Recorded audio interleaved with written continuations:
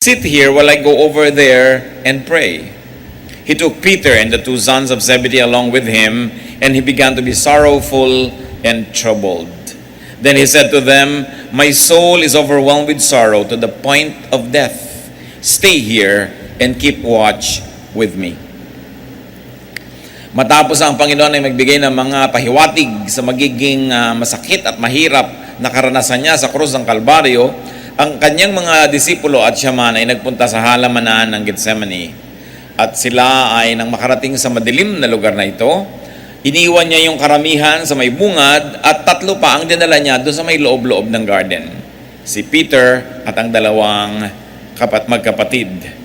At sabi niya, "Manalangin kayo, dito kayo, samahan niyo ako sa panalangin sapagkat ako ay sobrang nababagabag." And then the Lord went further into the garden, and alone he became very sorrowful and very, very troubled. Sinabi niya, "My soul is overwhelmed with sorrow to the point of death." Naranasan na ba nating malungkot na halos ikamatay mo ang lungkot? Yun ang naranasan ng Panginoon. Sabi niya, to the point of death. Sabi niya, "Stay here and keep watch with me." We must know that the highly spiritual and the highly wise could have moments of overwhelming sorrow. Pati si Solomon, sinasabi niya mahirap maging marunong, mahirap maging maraming naabot ang kaisipan dahil maaaring meron ka ring maabot na lungkot. Lungkot na nanggagaling sa pangunawa, hindi dahil sa kamangmangan. Lungkot na nanggagaling sa mas malawak mong pag-iisip at pagkakita sa mga bagay-bagay. Mga lungkot na hindi nararanas ng mga hindi gaanong nakararating sa malayo ang pag-iisip. Sabi sa Ecclesiastes 2:17 ni Solomon, "So I hated life, because the work that is done under the sun was grievous to me." What can we do to people who we consider are wise or wiser than we, or more spiritual than we are? We've got to understand them. Maraming dinaranas na hirap ng loob at hirap ng isip yung mga mapag-isip at yung mga higit na maalam kaysa sa atin. Kaya imbes sa pagtawanan ng hindi natin naintindihan, yung mga marurunong na parang sinasabi natin, nababaliw na yata yan, ang layo na lang naiisip, dapat natin silang ipanalangin. Sapagkat ang mga matataas ang espiritu at ang karunungan ay may ministry para doon sa mga di gaanong kataasan ang naaabot. Matthew 26:39. Going a little farther, he fell with his face to the ground and prayed, "My Father, if it is possible, may this cup be taken from me, yet not as I will, but as you will." Dito ay binunyag kung anong nagpapahirap sa loob ng Panginoon. Na kanyang naguguni-guni na, naiisip ang mangyayari sa kanya kung siya ay arestuhin, siya ay litisin, hatulan, pagpasanin ng krus, at mamatay mag-isa sa piling pa naman ng mga kriminal doon sa bundok ng Kalbaryo. At sa kanyang lungkot, pagkahapis, hirap ng loob, siya nagpatira pa sa lupa at nanalangin sa Ama sa langit. At sabi niya, kung maaari po sana,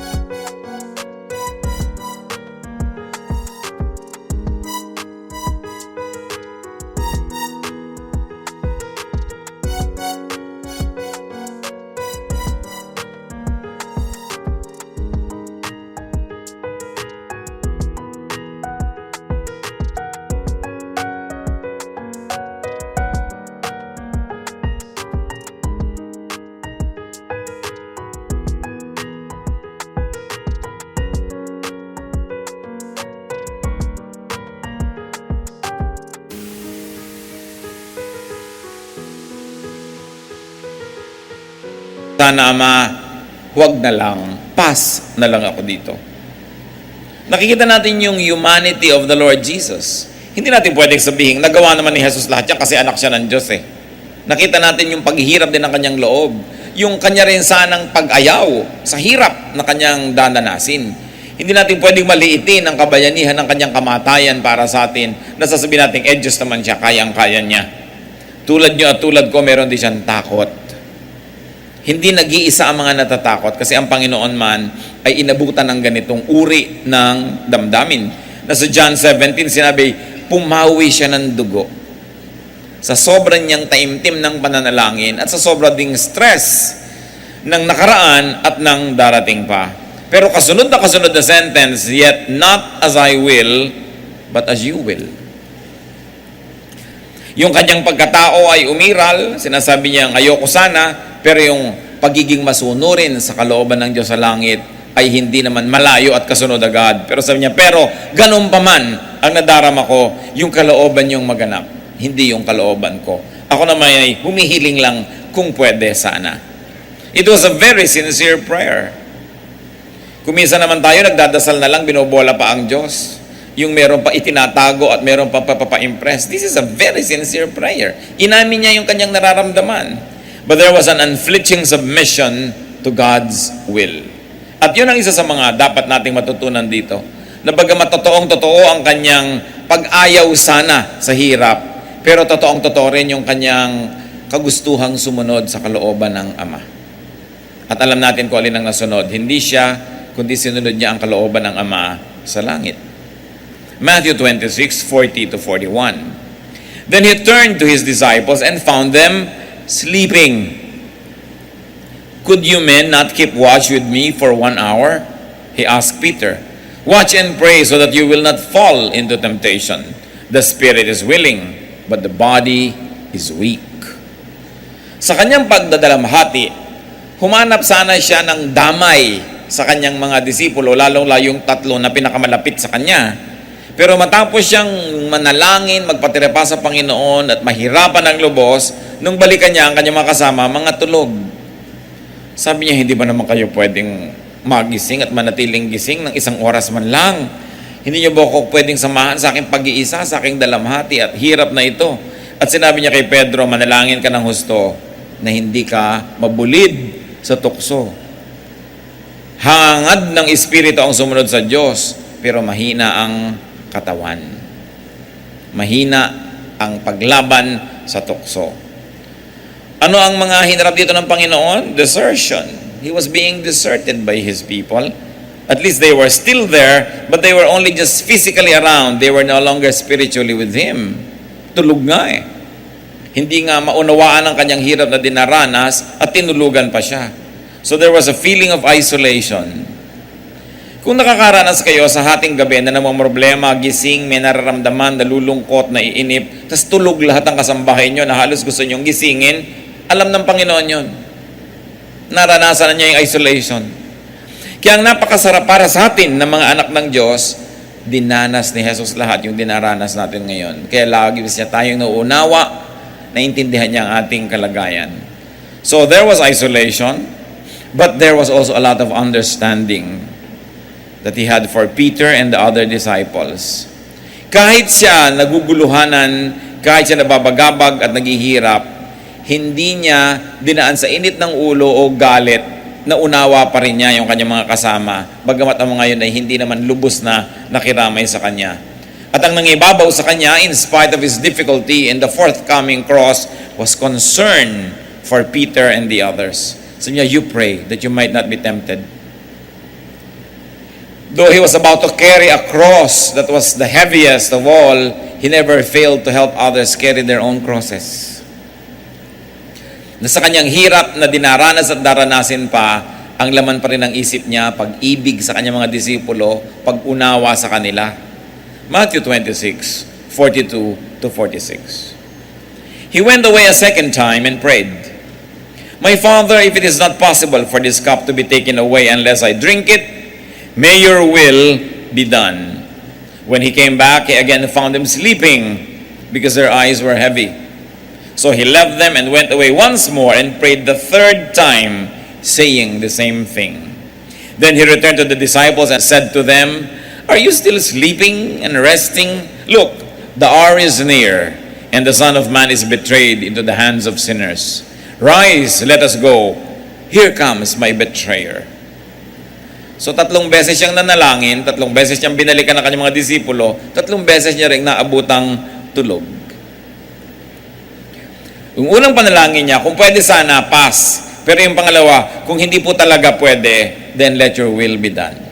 So there's already so much submission in the second prayer, so much more than before. And then in the third prayer. So the prayers were repetitions of the previous situation and activities. And the Lord very, very significantly accepted in his heart the arrival of Judas and the people who were about to arrest him. Matthew 26:47 to 49. While he was still speaking, Judas, one of the 12, arrived. With him was a large crowd, armed with swords and clubs, sent from the chief priests and the elders of the people. Now the betrayer had arranged a signal with them.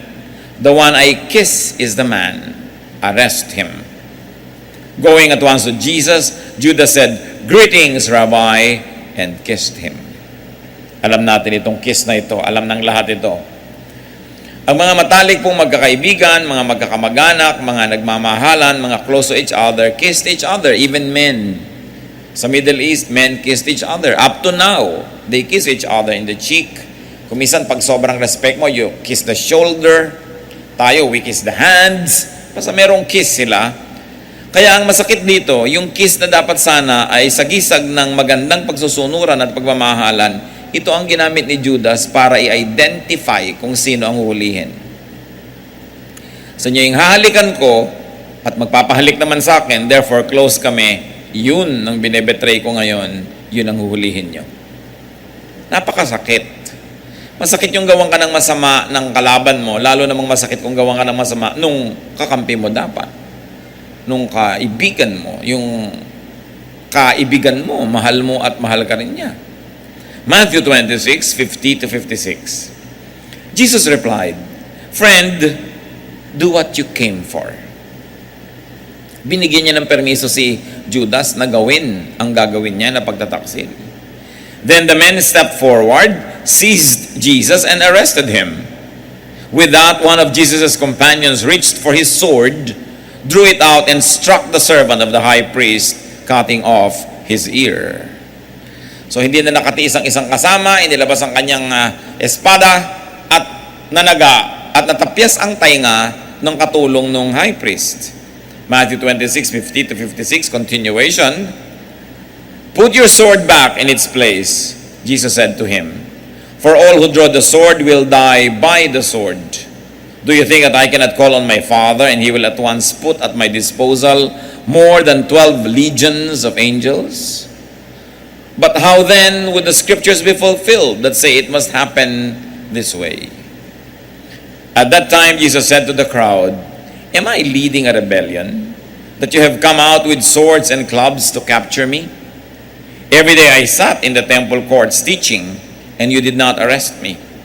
But this has taken place, that the writings of the prophets might be fulfilled." Then all the disciples deserted him and fled.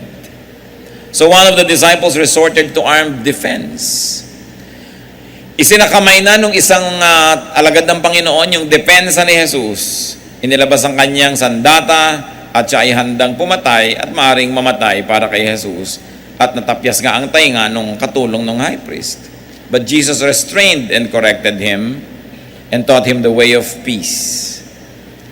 Sabi niya, sa palagay mo ba kung kailangan ko talagang ipagtanggol ang aking sarili, ay mahirap tumawag ng angaw-angaw, laksa-laksa, pagkarami-rami mga anghel, na nakahandaan dyan, tawagin ko lang, sabihin ko na lang na cancel ang project na ito. Sobrang hirap, the angels would rescue Jesus. In that difficult moment, heavenly rescue was available, but Jesus did not use it. Talagang buong puso niyang niyakap ang hirap na daranasin niya, bagamat pwede sana siyang ma-exempt. And Jesus reminded and reassured everyone of heaven's authority and power. And this is important. Pag tayo kumakaharap ng hirap, ng gulo, hindi tayo dapat magpanik na akala natin wala ng Diyos, wala ng langit, at hindi na alam ng Diyos ang nangyayari sa buhay natin. Sapagkat lagi niyang alam. At kung ang Diyos ang may padala, lalong tanggapin. Kung hindi man siya ang may padala, pero pinayagan niyang dumating sa atin, dapat pa rin nating igalang yun dahil alam naman ng Diyos ang nangyayari. At sabi ng Panginoon, hindi ganyan ang paraan. Paano matutupad ang mga sinaad ng mga propeta kung iibahin natin?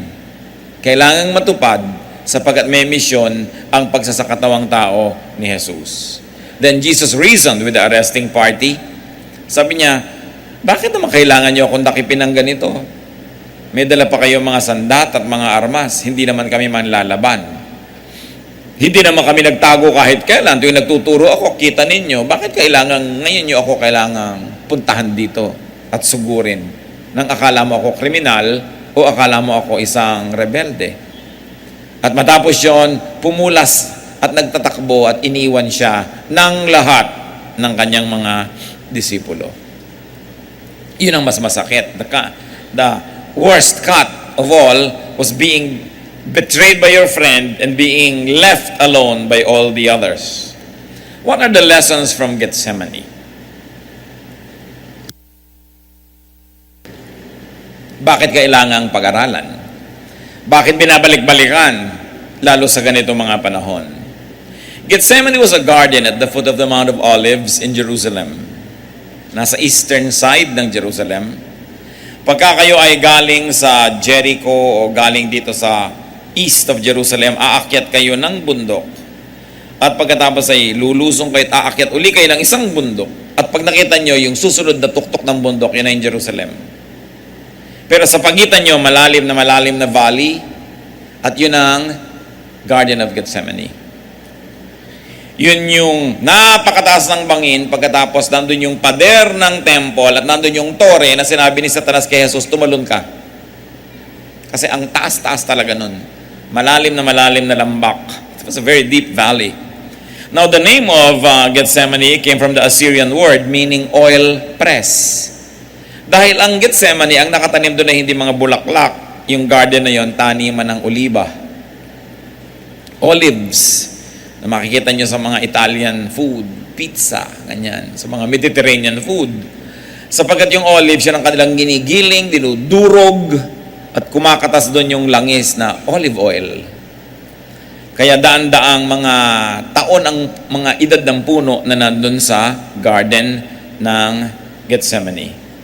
Dito madalas nagpupunta si Jesus, lalo't lalo may mahalaga silang gawain. Kaya alam-alam naman itong si Judas kung saan hahanapin ng Panginoon kahit madilim. Kasi alam niya kung saan nagmi-meet ang mga taong ito. Then and now, Gethsemane can mean grave sorrow. Sorrow of the Lord, sorrow of each one of us, and everybody else for all time. Maaaring ang Gethsemane ngayon ay gamitin nating sagisag ng malalim, mahigpit, masakit na kalungkutan, pag-iisa at pangungulila. Gethsemane can mean emotional and spiritual trouble. So pwede natin masabi ngayon, I'm having a Gethsemane moment. Na-stress ako, nalilito ako, depressed ako. I'm so sad I could die. So it could be the representation of that idea.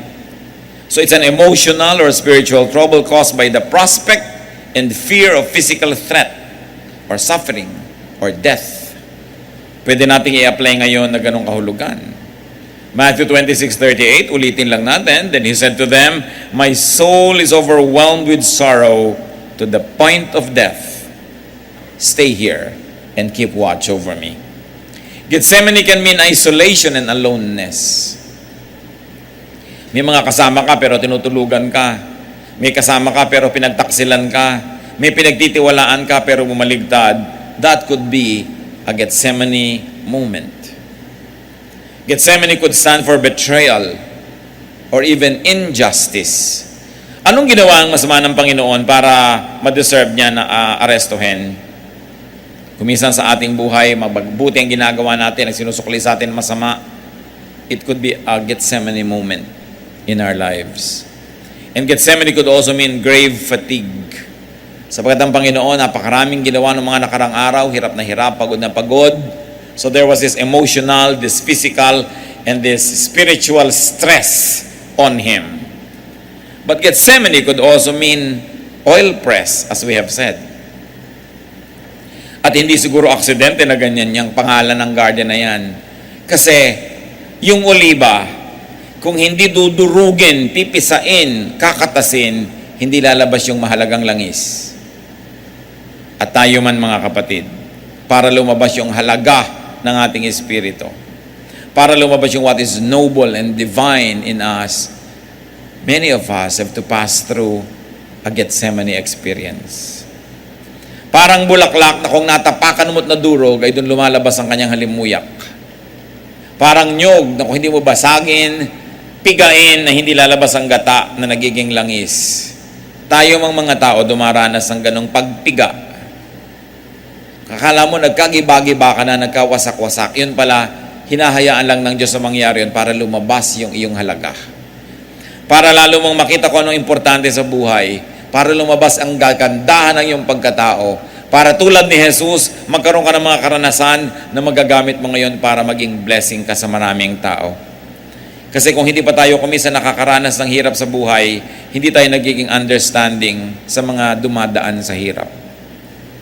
Kung hindi tayo nakakaranas ng matukso, magkasala, magkamali, madalas self-righteous and judgmental tayo.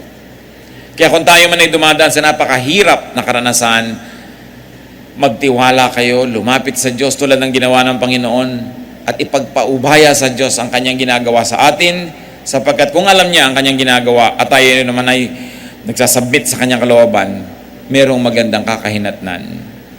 Ang hirap ay pansumandali, ang kaluwalhatian ng Panginoon ang maghahari kung tayo'y papayag na gawin ng Panginoon ang ginagawa niya.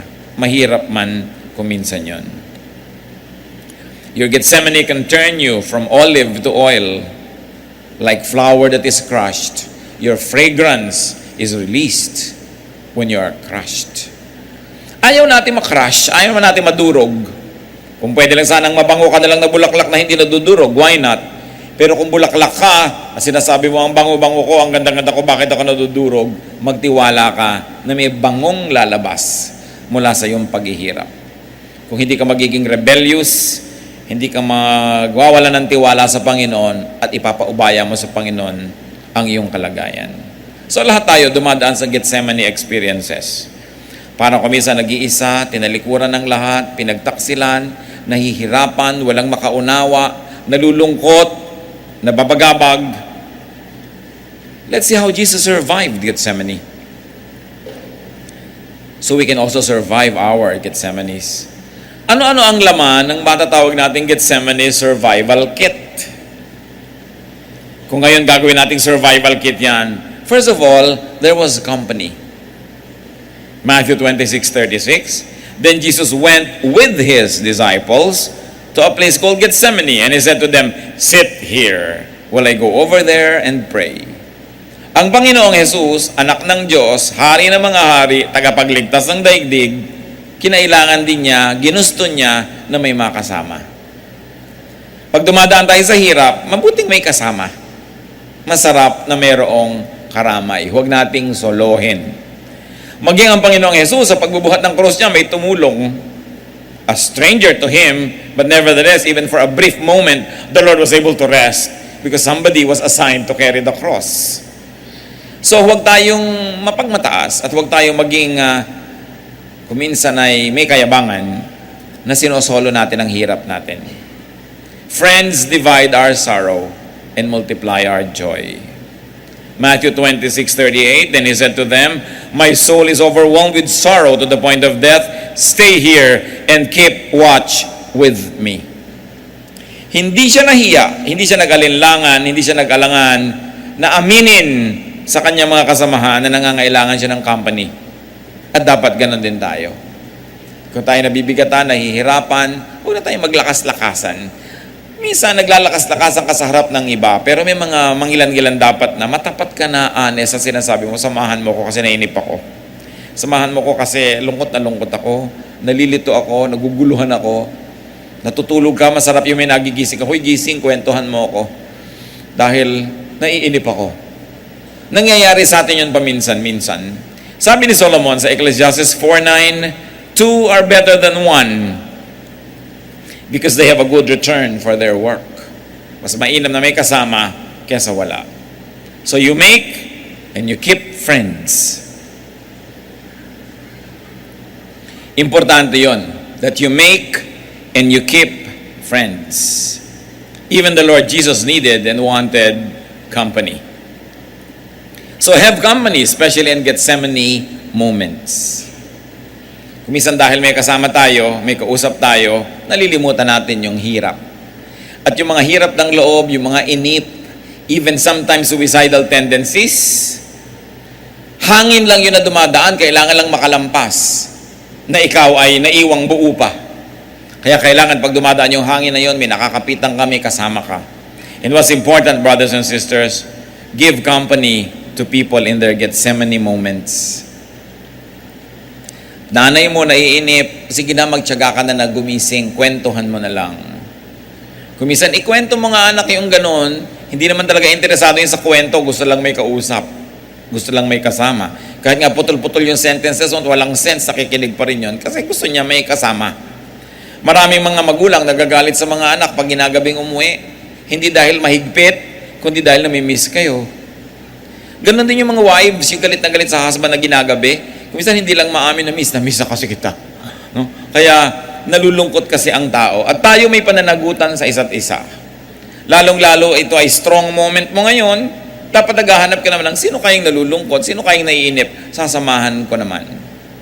Hindi ko mo maganda ang pakiramdam mo, mag-isa ka na lang matutulog, mag-enjoy ka dahil ganado ka sa buhay. Paano yung mga nalilito, yung nalulungkot? Ang mga malalakas, may ministry sa mga mahihina. Sa pagdarating ang panahon, ikaw naman yung mahina, may magmi-minister naman sa'yo. Panapanahon lang ng pangangailangan, panapanahon lang ng pagpapalit ng papel sa buhay.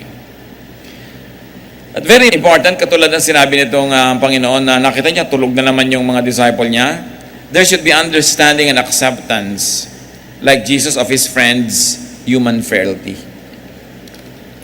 Kung minsan meron kang need, sobra ka nagiging demanding, dapat mo ring isipin na may kahinaan din yung tao kahit nagme-minister sa'yo. May sakit ka, nakatulog ako nagbabantay, kaysa maghalit ka dyan at magsisigaw, unawain mo na pagod na siguro. Kaya ako gising kasi maghapon naman akong tulog ng tulog dahil pasyente ako, ito nagbabantay sa akin, nakakatulog, uunawain. Kasi kung minsan nangangailangan ka na ng tulong ng kapwa, dadaan mo pa sa init ng ulo, naiinis sa'yo, lalo kang lalayasan. Wala ka lalong katulong at kasama sa buhay. So inuunawa mo. Mga kapatid, kahit tayo may karamdaman, kahit tayo nangangailangan, may pagkukunan pa rin tayo ng pangunawa kung gusto nating mangunawa at umunawa. Kung minsan lang, kung mapasyente ka, ikaw yung may sakit, akala mo entitled ka na sa lahat ng tantrum mo. Na entitled ka na sa lahat ng init ng ulo at galit. Pero kahit ka pa nangangailangan tulad ni Jesus, meron tayong pagkukunan ng kakayahang umunawa kung pipiliin nating maging maunawain. At kung hindi natin pipiliin na maging star because you are the one who deserves the attention. Accept your loved one's human failings. It's very important. Psalm 103:14, for He knows how we are formed. He remembers that we are dust. Naaalala ng Panginoon kung paano tayo nilikha. May kakambal na lupa yung Espiritu ng Diyos at hindi niya nililimot. Sa niya ay lupa kasi, nagkasala, nagkamali, kinapos. At yung ganun pang unawa ng Diyos sa atin, hindi lang natin dapat ginagamit para tayo yung maunawaan, kundi ginagamit din natin sa pag-unawa natin sa kapwa. Kung sila yung kinakapos at sila yung nagkakamali. Another element of the Gethsemane survival kit of Jesus, prayer. Matthew 26:36, Jesus went to Gethsemane to pray. We are strongest when we are at prayer. So, paulit-ulit siyang nanalangin, hindi para ulit-ulitin yung panalangin niya para may points, kundi talagang yun ang laman ng puso niya. Kaya tuwing siya makikipagniig sa Ama sa langit, yun ang nasasabi niya. Ito sa prayer again and again, but not the usual repetition of pagans to earn points from repetition.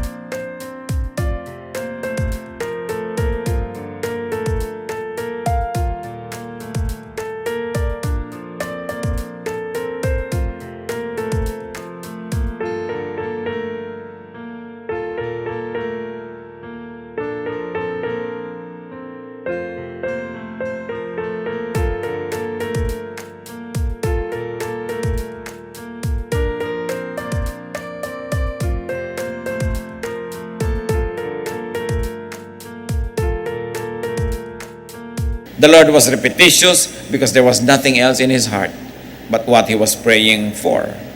And you know that it was a sincere and honest prayer.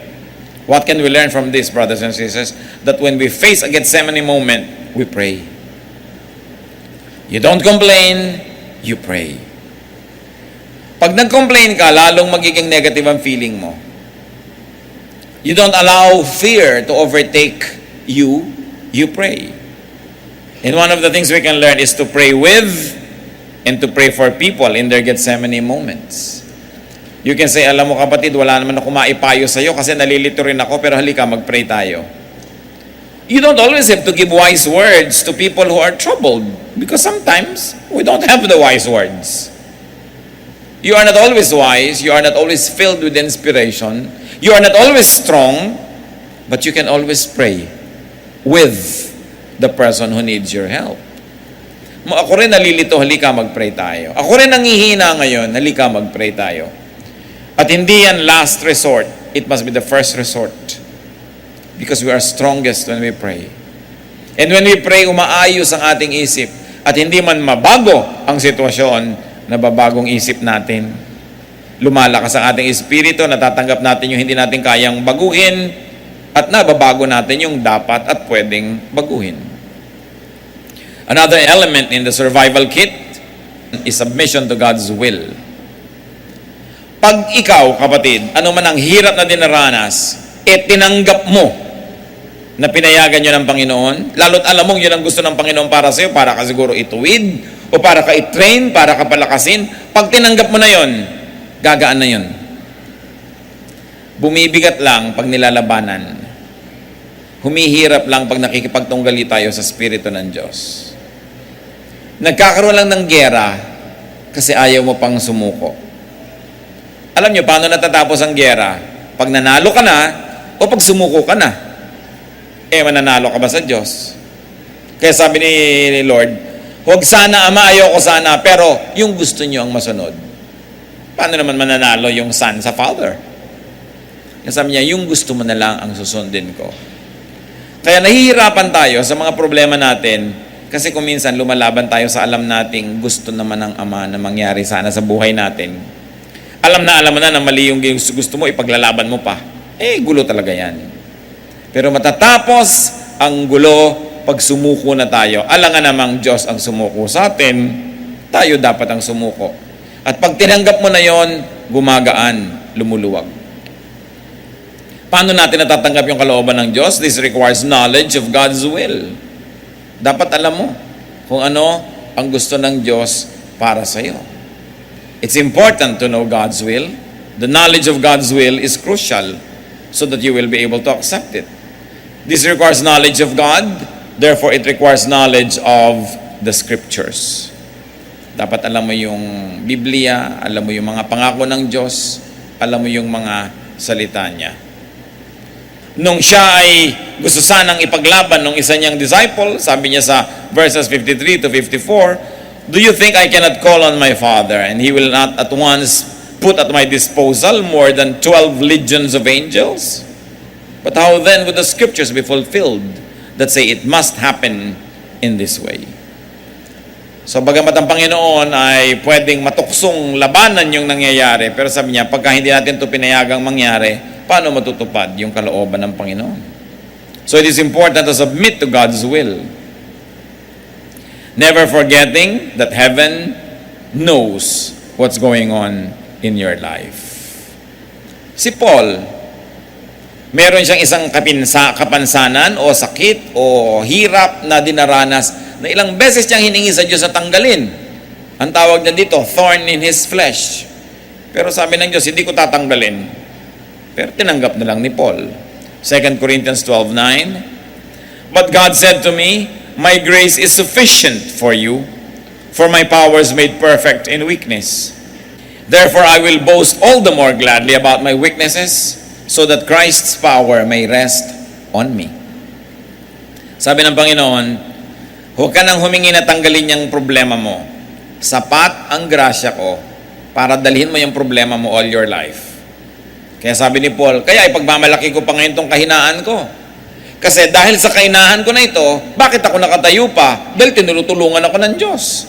So yung aking kahinaan nagiging patunay na ang Diyos ay nandiyan at tinutulungan ako. Kasi kung yung kahinaan ko lang nandiyan at wala yung tulong ng Diyos, matagal ako nawala sa ministry, matagal ko na hindi kinaya. Pero nandito pa ako, hindi dahil wala akong kahinaan, kundi dahil may Diyos na tumutulong sa kahinaan ko. Kaya sabi niya, lalo kung ikagagalak ang aking mga kahinaan kung ganito, na nagiging dahilan nito para maluwalhati ang Diyos at makita ang pagkilos niya sa aking buhay. After you have prayed hard, after you have done what you could, accept God's will and accept what God allows. Change the situation or change your attitude. And in that case, you will have peace. And you will survive your Gethsemane moment. What else was in the survival kit? There was a lot of godliness and calmness and composure. May problema na nga, magpapanik ka pa. May problema na nga, dadaanin mo pa sa gulo.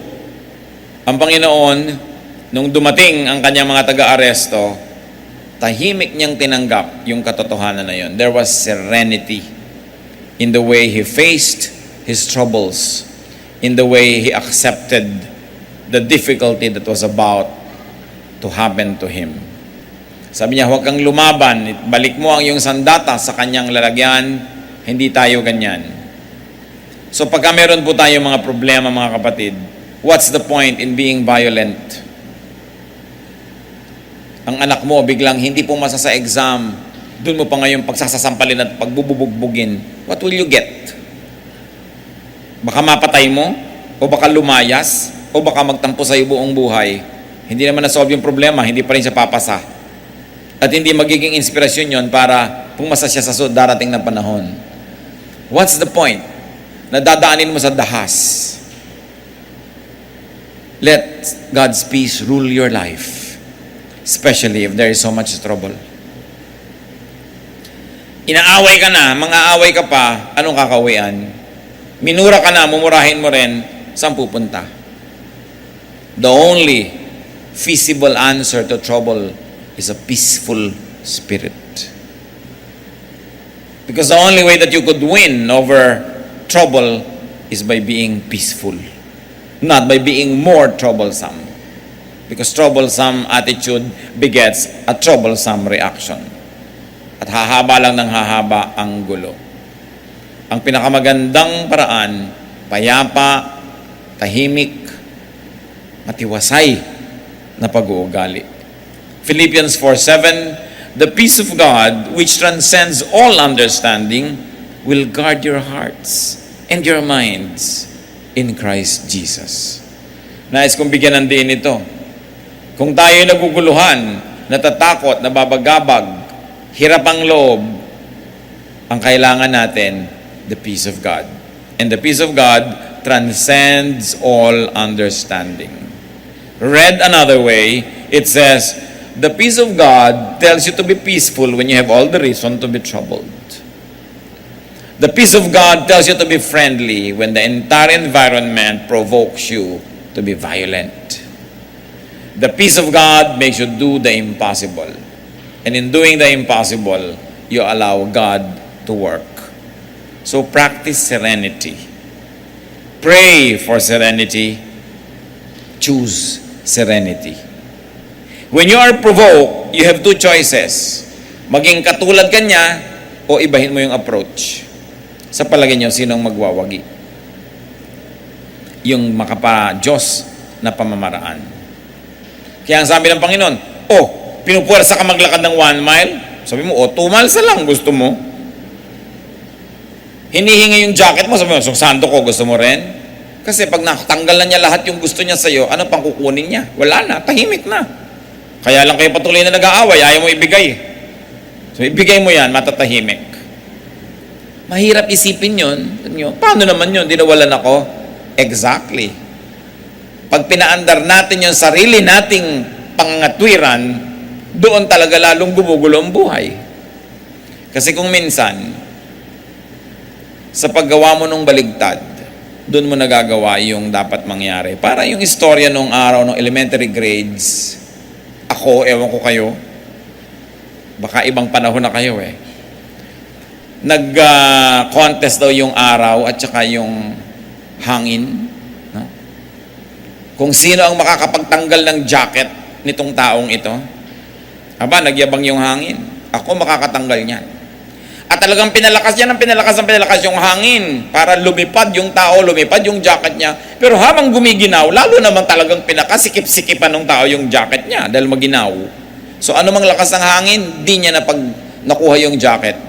Yung araw naman ngayon, pinainit niya yung araw, andali, di naghubad ng jacket yung tao. Kasi mainit eh. So pagkapilit mong inaagaw, lalong hindi ibibigay sa'yo, there must be a way.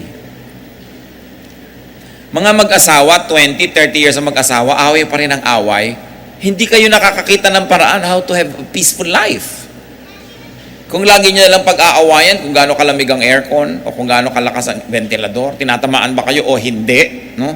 Nakahiga kayo sa iisang higaan, abay, mag-isip-isip kayo, solve nyo yan. Alam nga namang abuti kayo ng 70-year anniversary, nag-aaway pa rin kayo dahil sa electric fan.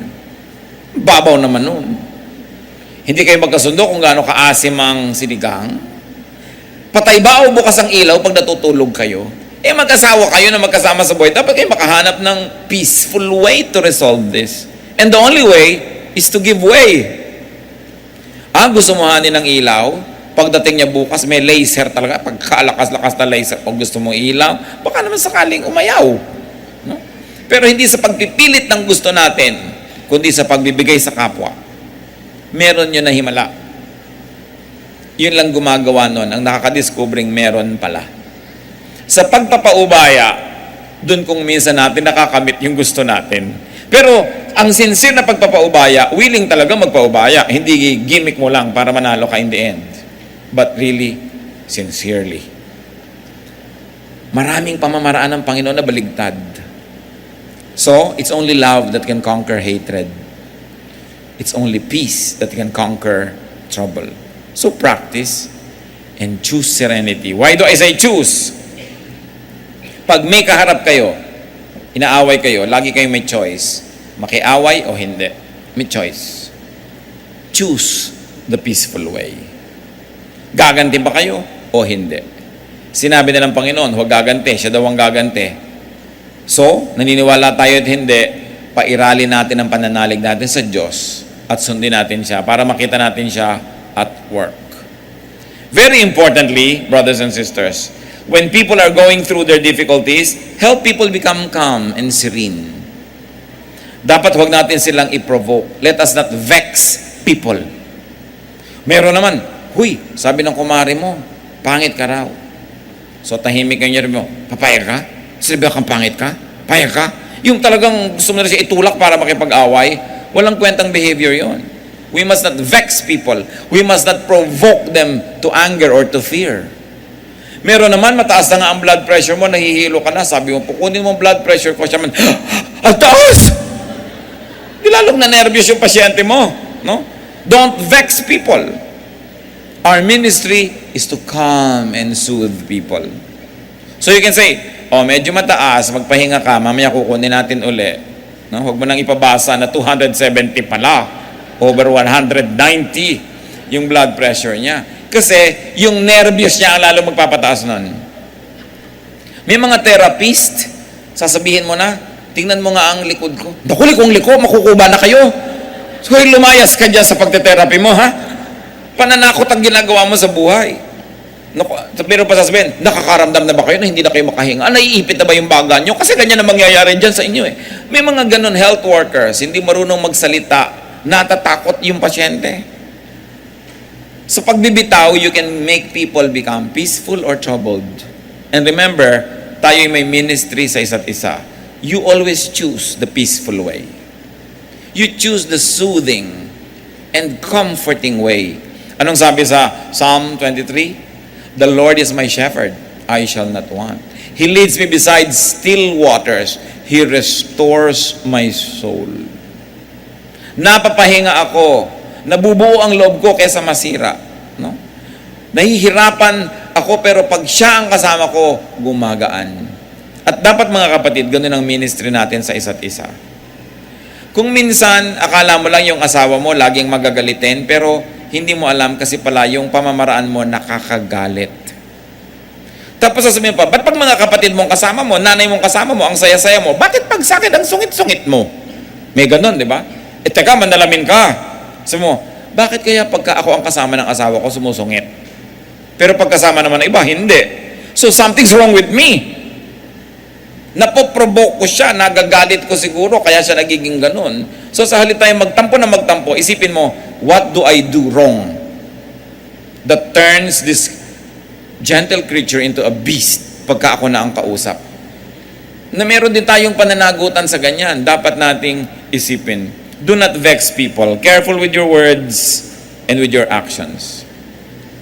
Isa pang laman ng survival kit ng Panginoon sa Gethsemane is a lifelong training and discipline in spirituality.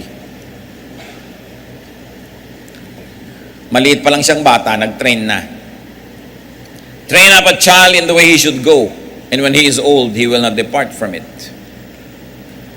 So sanayin natin ang sarili na maging madalanginin, na maging mapaniwalain sa mga katuruan ng Panginoon. Para kung mamimili tayo, kung magduda o maniniwala, automatically naniniwala tayo.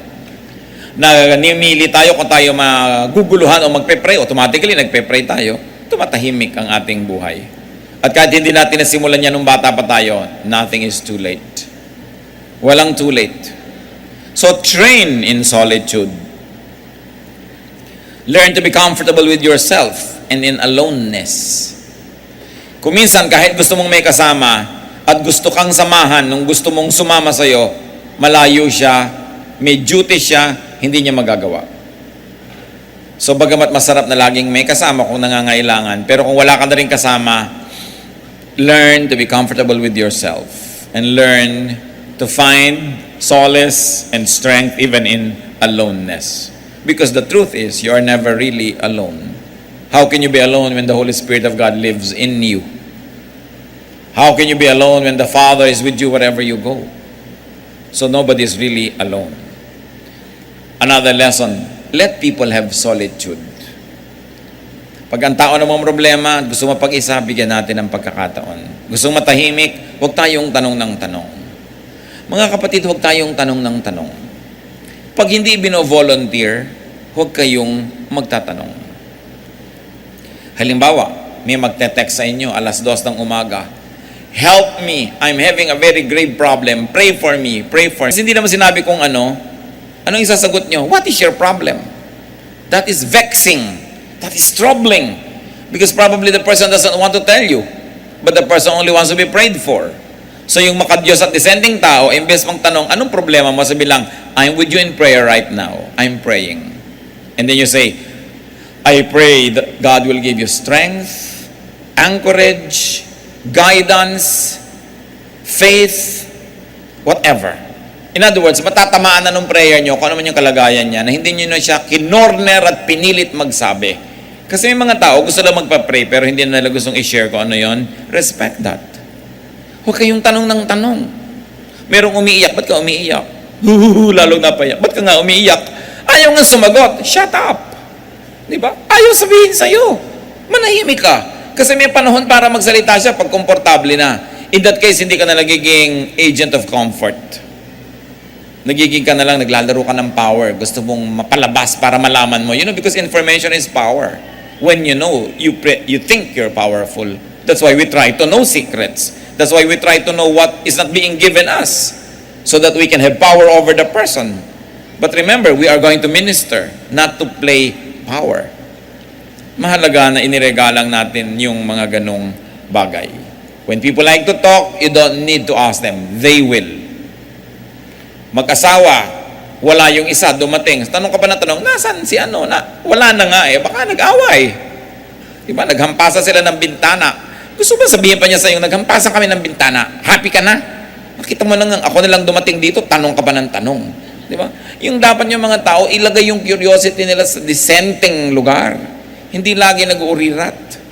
So train yourself in restraint, in godliness, and in faithfulness.